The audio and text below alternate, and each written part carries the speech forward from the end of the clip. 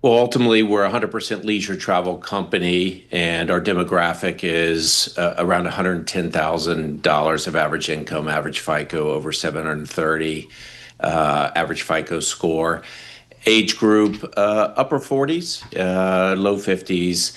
And really, when you start to think about who likes to travel with us, no matter the brand, they want bigger accommodations, they want consistency of brands, and they want good value for their money. And that's really the space that we operate in. And if you think about these last 5 years where inflation is running high and you've already locked in your vacation dollars, the value component has been really strong and has propelled our growth here in the last 5 years.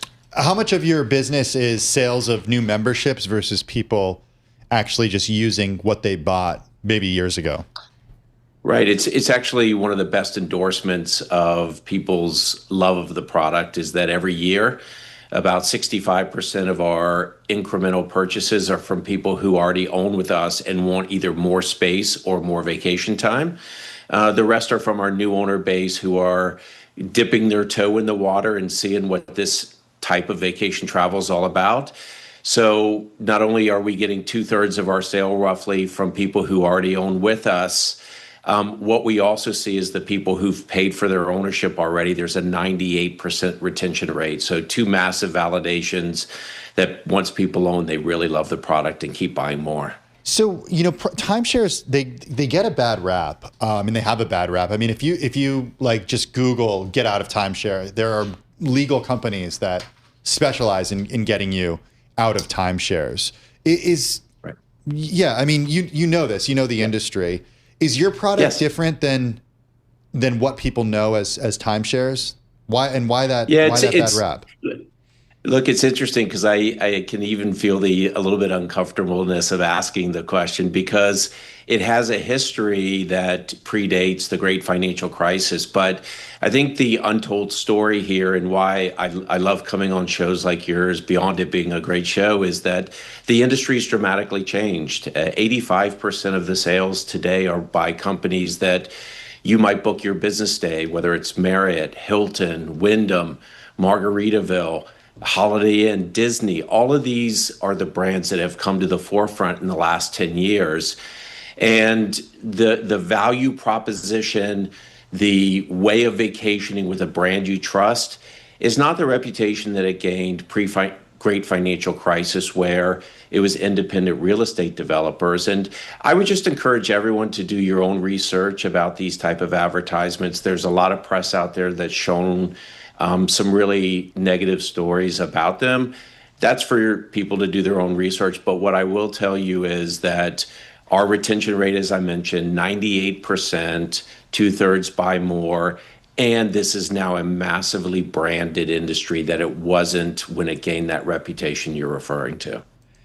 So what's like the trickiest, component of your business? Is it properties, management, labor? I'm just curious. Yeah, it's a complicated business. We Yeah. we run a sales and marketing business. We run a management business. We operate the club so that we can get people from one of our 280 resorts to another, and we access the ABS market 3 times a year to sell our notes and gain cash flow. I think it's the management of all of that together. When you look at our company's performance, the satisfaction of our customer base, and the growth of our brands, we've been highly successful and shown growth and showed a way to grow, and it's shown through in our equity. But it's the experienced leadership to combine several very complicated businesses together to make sure that it's seamless for the consumer and that we're also ultimately fulfilling our mission, which is getting people on great vacations. So I would say it's the complexity of the management as opposed to an individual component that's really hard to operate. I would just add that one component that has become more complex is the development of real estate has become a lot more expensive ground up. So we've moved to a conversion strategy in a lot of our new resorts. So I want to talk a little bit more about the demographics here of your clientele, and certainly with 20 different brands, it depends on what actual brand we're talking about. You did give Sure. us some age demographics and where people are generationally, but in terms of spend, what are they spending? What do you know about where, in terms of their other demographics, like household net worth and what part of the economy you're able to get? Right. Well, what we find in our product is the vast majority, irrespective of the brands, are going to want to be in a situation where they want to know what they can expect from their vacation. And a Margaritaville guest is going to want a sand, a drink in your hand, that type of lifestyle. Whereas our newest brand, Eddie Bauer, these are people that want to hike in Zion National Park or get to the great outdoors and enjoy a family reunion. Either way, our financial demographics are what I explained earlier. But what we see as the travel trend is people want experiences that match their personal lifestyle as opposed to four walls, and then they have to go find their experience outside of the resort. So that's why we're launching Sports Illustrated brand, Eddie Bauer. We have Margaritaville, Club Wyndham you mentioned. We see an opportunity to customize your experience inside the resort and outside, as opposed to over separating the financial demographics. I will say one of our big focus is to pull the average age down as we launch new brands over the upcoming years. It's interesting. Like, I do think about like how consumers relate to a specific brand. I mean, that really moves the needle, doesn't it? Whether it's Sports Illustrated, I'm just curious. And how do you guys think about what brands you want to affiliate yourselves with? Right. If I've two children that are young men that are at a university They're up always north. boys to us, right? Or they're always kids, Yeah, girls. they really are. They really are. But I'll tell you, if I were to go up to Ann Arbor and I have the option to stay in an unbranded hotel with four walls or something that affiliates itself closer to the university, there's a natural pull to it.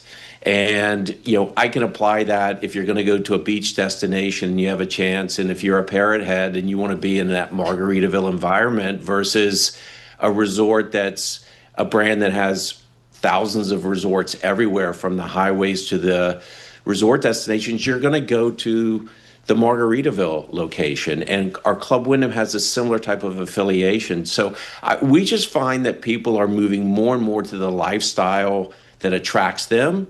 And we are therefore developing brands that allow them to just do that naturally, to enjoy their lifestyle inside of the resort and outside. And it's already been received with a lot of great reception, and we're excited about what we can do going forward. What's the brand? You have so many different brands. You mentioned Margaritaville. We talked about Wyndham, Eddie Bauer. Yes. What are you missing? Yes. I think there's a few things that we have to consider. We don't have anything in the luxury space today, what I would say pure luxury. There's a lot of opportunities to tie our type of product to cruise type of companies. And then, as is always the case, someone 5 years ago would have said, well, Eddie Bauer is not a hospitality name, but you immediately put that to an outdoor living lifestyle.